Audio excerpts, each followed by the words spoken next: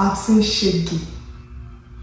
I've seen Shaggy bouncer. I almost got deported from the United States of America barely 1 month after I got in.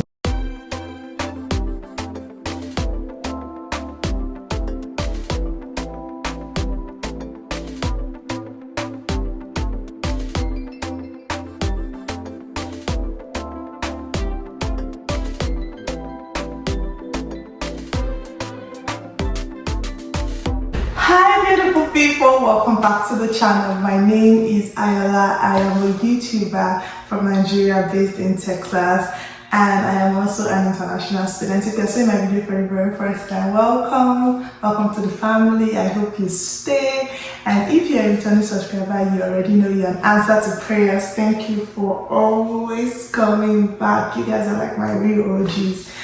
Okay, so today is good news, because God is good. Anyways, let's dive right into the video. There is not too much intro, just let's go into it, because it's a story time and it's a very intense story. I've already shed tears in the past, so I'm not sure I'll be crying here, but yes, I hope you watch till the end, and don't forget to like, share and subscribe. Yes, so officially it's 1 year since I got into the US, which is supposed to just be all jolly, nice things, thank God. But I've seen Shaggy. I've seen Shaggy bouncer. If you're not Nigerian, that literally means like I've gone through a lot. It's been a roller coaster since the past 1 year, and finally, there is this important detail that I have not shared for a long time, and I'm going to just share it in this video. Anyways, cut to the chase. I almost got deported from the United States of America barely 1 month after I got in. Like, I got in is August 31st. I was asked to leave like September 13th, thereabouts. So happy new month, but I'm sure you're not seeing this at the first of the month. So let me give you the backstory. So I was asked to be removed from the US. Like I was asked to pack my bag. I can't even say the right words. Like I was asked to pack my bags and leave the US. And honestly, I was even being reported to Homeland Security. That's how bad this thing I'm saying is. So it's not a joke. It's not a fluke. It actually did happen. So fast forward, I got admission to University of Central Oklahoma, and I couldn't go there because I couldn't get an earlier interview date. If you see my past videos, I've said this over and over again, where I didn't tell you guys the real details. So unfortunately, after I got into school, they told me if I could make it to school a week or two before like things get serious or intense in school, then that's okay. It was just a huge case of miscommunication.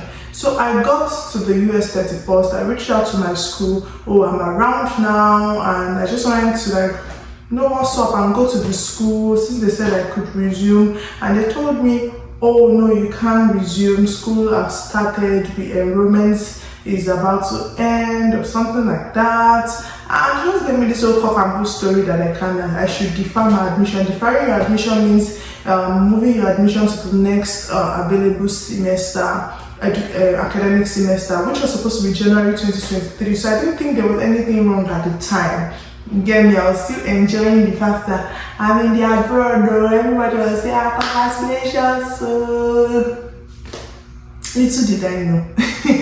Eventually, they sent me a mail. I deferred the admission, and when I was able to do that, they sent me a mail and said, oh, unfortunately, you can't defer your admission here. You need to go out of the US. I think I should have the mail somewhere, but that mail is one of the saddest things I've ever received in my entire life. And that I can't defer my admission and stay in the US. I need to leave the US, then come back in December to resume in January. In the state of this economy, do you know how much brought me to this place that I am? Did they know? Anyway, so I told the school that okay, I thought about everything. I'm like, aside the financial implication, the emotional implication, me going back to the people that I've said bye-bye to and go and say, have I come? I brought my bag again though, back to Nigeria. It just didn't make sense to me. And they asked me to come back in December. And I'm like, am I sure I'm going to come back in December? Are you guys sure you're going to allow me in for my education? But thank God for guidance, thank God for people, thank God for the gift of people, and thank God for guidance. So this is, in case you are in this phase, this is just me trying to share my journey with you, so you could let me know honestly. I could just put you through what I did and what's not.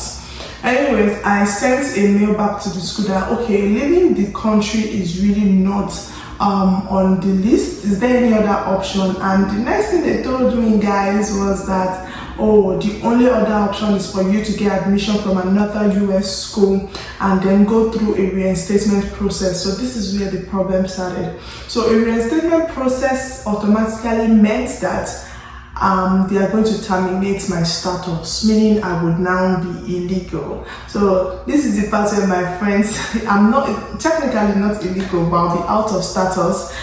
If you're out of status, you are not supposed to stay in the US. You're like more like an legal immigrant. And my friends have been telling me since I got this mail approving me of my reinstatement, my friends have been taunting me that oh, you're no longer illegal, and I'm like, yeah. So I've been living in a lot of subtle fear, a lot of fear of the unknown. I've been trying my best to keep my head above the water, but nothing has been forthcoming. Anyways, before I go far into the story, I decided I was going to look for another school. I got admitted. People advised me not to go back to Nigeria, not because I was maybe financial situation, yes, but at the same time, that it might be difficult to come back into the country because my record states that I got here in August 31st, and by 2 weeks later I'm leaving the country and I'm supposed to be here for school. It does not make sense, and immigration officers might not let me back in. So it was more like a 50-50 chance situation. I asked the school, how will you people do it? Will I be able to come back in? And they told me, oh no, it won't be a problem. They should have made it look like a good idea. But after talking to people told me, no, they don't do that, you can't do that, you will be deported. Then they actually threatened me. Yes, my school told me, we are going to report you to Homeland Security. It was as if I stole something and I was going to be apprehended for it. I had brain freeze. Like I froze up. My sister was down, everybody was down, and honestly, I was already putting my bag on my head. I was already considering going to Gambia because I could not. Shame could not allow me to say I wanted to go back to Nigeria. Aside from shame or what people will say personally, like you just got here barely 2 weeks. You're supposed to be in school, and I'm going back. It didn't even make sense. Okay, enough with the rants. So anyways, I got another admission, and before I could get another admission, this school was supposed to give me, Central Cal, my former school was supposed to give me a period of time to get a new school so they don't terminate my record. But unfortunately, they sent me this mail on Wednesday, and on Friday, they sent me another mail that they are terminating my status. So by Friday, September last year, like September 13th thereabout, I was officially an illegal immigrant, an illegal student. But so I found another school. I applied, I got the admission, thanks to God. And when I got the admission, the school told me that this is the situation, this is the solution to your problem. You apply for a reinstatement, but this reinstatement you're applying for means you are not entitled to anything from school. Hence why I could not take my scholarship anymore. I could not look for scholarship anymore. I had to pay my school fees out of pocket. So it was a whole lot of implications in the end. And honestly, I don't have any other choice at the time, so I agreed and I put in an application. But this application does not have deadline. They told me in 18 months. This thing was I couldn't get my scholarship. I couldn't do much. I was just really restrained, and I couldn't get my social security. I couldn't get anything, honestly. I just had. So this is the rule of doing a reinstatement. You have to be in school. Like, you have to be going to school, you have to meet your academic threshold. You have to just be in school. That's all you can do. You can't do more than that. You can't just do more than being in school. You can't go back home. You can't travel out of the country. Honestly, you're more like you're held up hostage in a particular situation and you can't move out of it. That's exactly what happened to me. And for months I have been praying. This was like my only prayer point. It was like top on the list of things that I needed. And every month I even prayed. I told God I wanted this to be my birthday gift. It didn't come. It was just a lot, honestly, and a lot of people knew about this situation. So, and again, when I got the admission to school, they told me I should probably leave the country, go to Canada or Mexico, then come back in with a new document. That was on the table, but that was also a lot too, because if I leave the country, I would need to find a place to stay in the other country, financial implications, life. It was just a whole deep bucket of messy situation, and for a long time I was not able to talk about it, because what do I have to talk about? Like, do I want to tell people, I kept holding, in fact no, God kept holding me up, and my family and my friends kept holding me up and just trying to pull my head out like this. They're just trying to help me lift it up a little bit, and no, don't worry, you'll be fine. But anyways, now to the good news. The good news of it is I have this letter. Letter came during the week, and it reads U.S. Citizenship and Immigration Services, and it has in it this letter has in it my reinstatement. So this means I am back in status. I know I'm not telling this story the way I have envisioned I was going to tell it, but I'm even too overwhelmed to tell it, because it's just amazing. And the lessons you can draw from this is, please, as an international student, don't resume when you are not supposed to resume. Other reasons why you can be out of status is if you take on a job outside your school. You're not supposed to work outside school as an international student. If you have academic issues, like your grade is very low, those are the reasons why you can be out of status.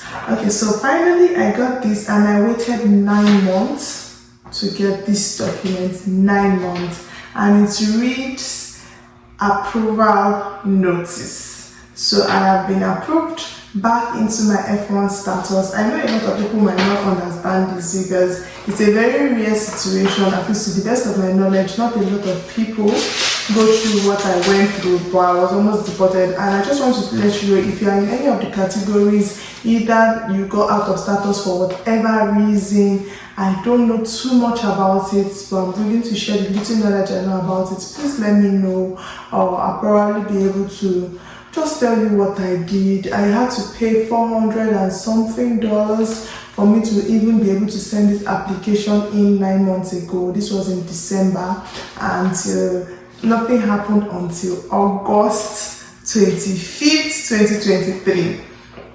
So officially, guys, I am back in status. I am a legal immigrant in the United States.